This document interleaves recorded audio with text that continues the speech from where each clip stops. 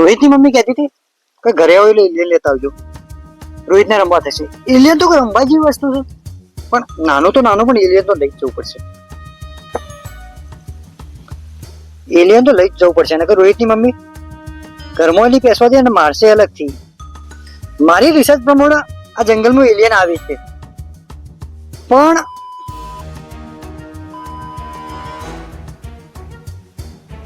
Signal મળી ગયું છે.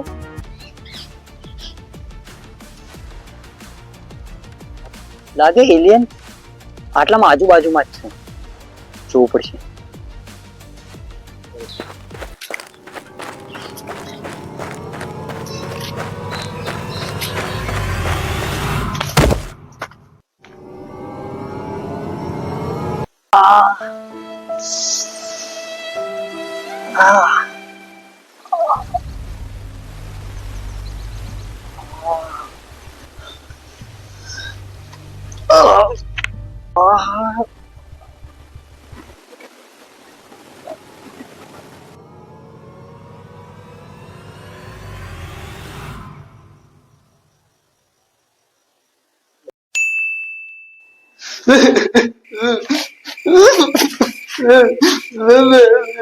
અલ્યા તું ચમ રોવી લે? અને તું ચમ સ્કૂલમાંથી પાછો આવ્યો? આ તો તાર સ્કૂલનો પ્રોગ્રામ હતો. નહીં જવું મારા સ્કૂલમાં. મને સ્કૂલમાં બધા છોકરા ખીચવાડે કે તાર પપ્પા જંગલમાં એલિયન લેવા ગયા હતા, તે એલિયન યોને રમાડી દીધા હતા. ના ના બેટા, એવું કોઈ નહીં. લેટ મને આઈસ્ક્રીમ ખાવા લેજો, આઈસ્ક્રીમ ખવડાવો ખાલી. નહીં ખાવી મારા આઈસ્ક્રીમ. જ્યારે જ્યારે હું આ વાત કહું તમે આખી વાત ફેરવી નાખો. મને સાચું તો કહેતા જ નહીં. એટલે આજે તો હું ઈટ લઈને આવ્યો. આજે તો તમારો માથું ફોડી દેવો. ના ના બેટા, મિલતે કાલે જ બાલ કપાયા. અબે એક મિનિટ હું તો આખી વાત પૂરી થઈ. ના ના, ઈટ તો હાથમાં જ રહેશે. તમે વાત કહો.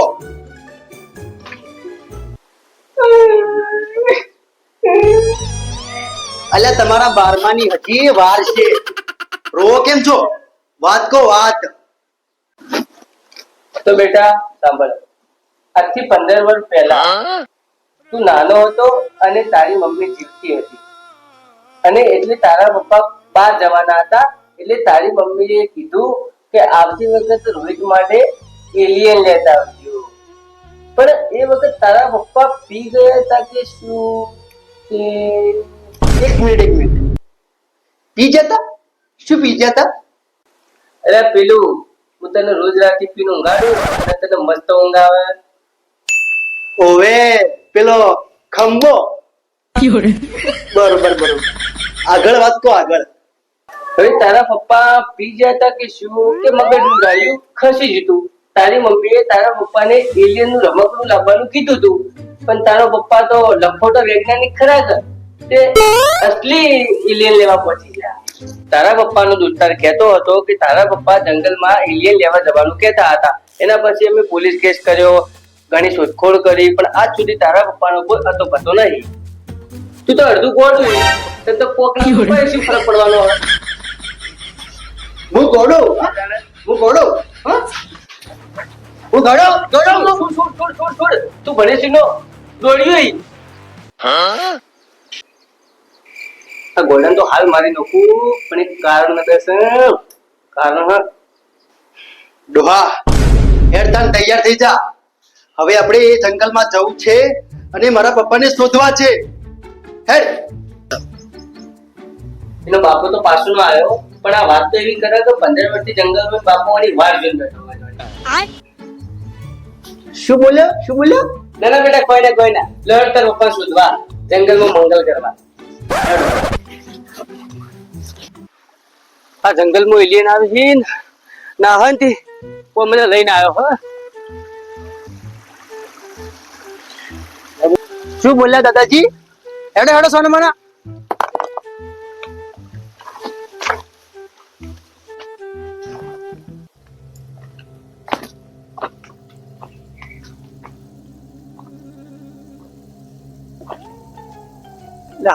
હાથ જો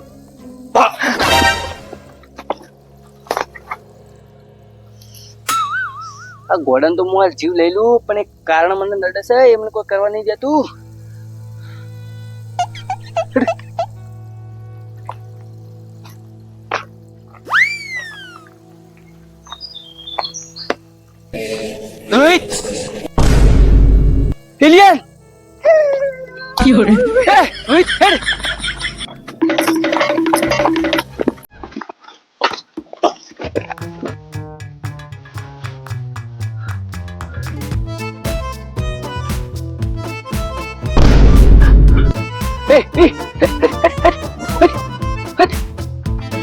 ઉડા ઓમરે એ એલિયન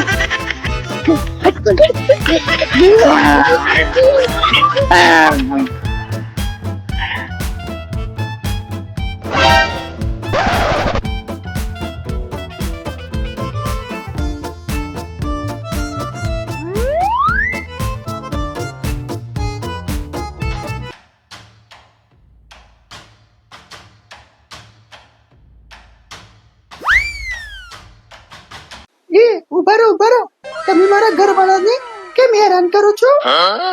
તમે તમારું મોઢું બતાવો તો હું તમારા ઘરવાળાને નહીં હેરાન કરું. હા શું બોલ્યા? કોઈના તમે જે ઘરવાળાની વાત કરો. અરે આ મારું એલિયન દેખાતું નહીં પેલું એલિયન. શું તમારો ઘરવાળો હો? આ તો એલિયન ને એલિયન અને આ એલિયન મનનમાં રોહિત કોઈ કરી દે તો? અરે દાદાજી આ એલિયન નહીં, આ તો માણસો વાળું એલિયન છે અને આનું નામ જાદુ છે. આ તમને કે તમારા દીકરાને કઈ નહીં કરે. આ ઘરવાળો આ એલિયન તમે ચોખવટ કરો. તમે કહેવા શું માંગો? અરે દાદાજી આ મારો બેબી એલિયન. બેબી હોય તો કોઈ બેબી આટલા? અરે દાદાજી આ મારું બેબી એલિયન. તમારે આખી વાત જાણવી છે ને તો ચાલો આપણે પેલા પથરા પર બેસીને તમને બધી વાત કરું. ચાલો ચાલો ચાલો.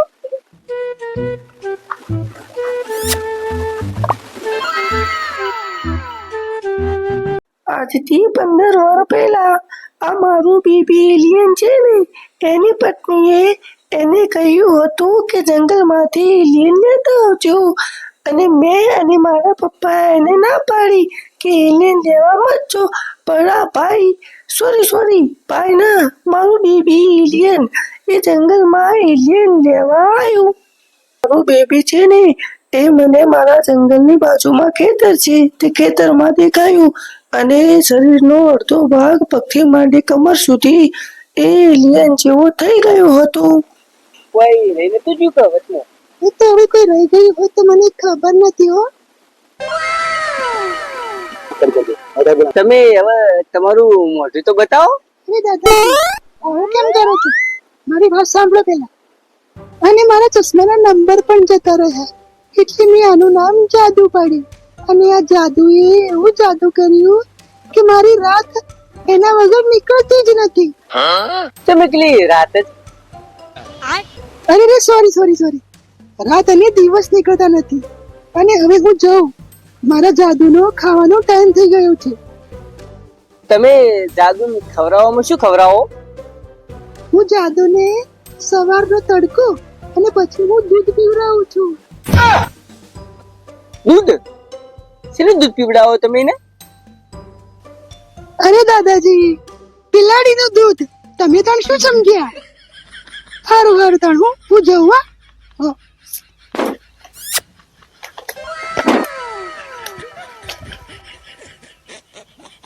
ખવરાય તું મારા સોતેલા છોકરાને ખવરાય. 15 વર્ષ પહેલા એલિયન લેવા આવ્યો હતો. બિચારો પોતે એલિયન થઈ ગયો. થોડા ટાઈમ પછી રોહિત 18 વર્ષનો થઈ જવાનો છે. પછી રોહિતના પપ્પાની જેટલી સંપત્તિ છે એટલી હું મારી ઘરવાળીને નોમ કરાવી દઉં. રોહિત તો જો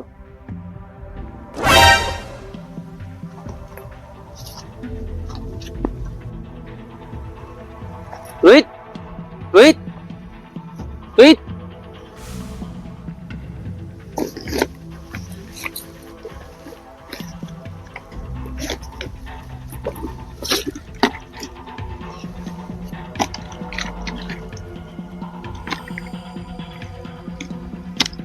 રોહિત રોહિત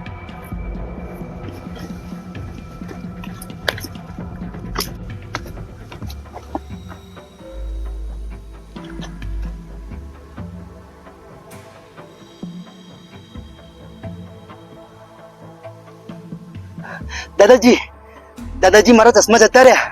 મારા ચશ્માના નંબર જતા રહ્યા. અને તમે મારા પપ્પાની સંપત્તિ લેવા માંગો છો ને? તમે એ જ વિચારતા હશો ને કે મને કેવી રીતે ખબર પડી?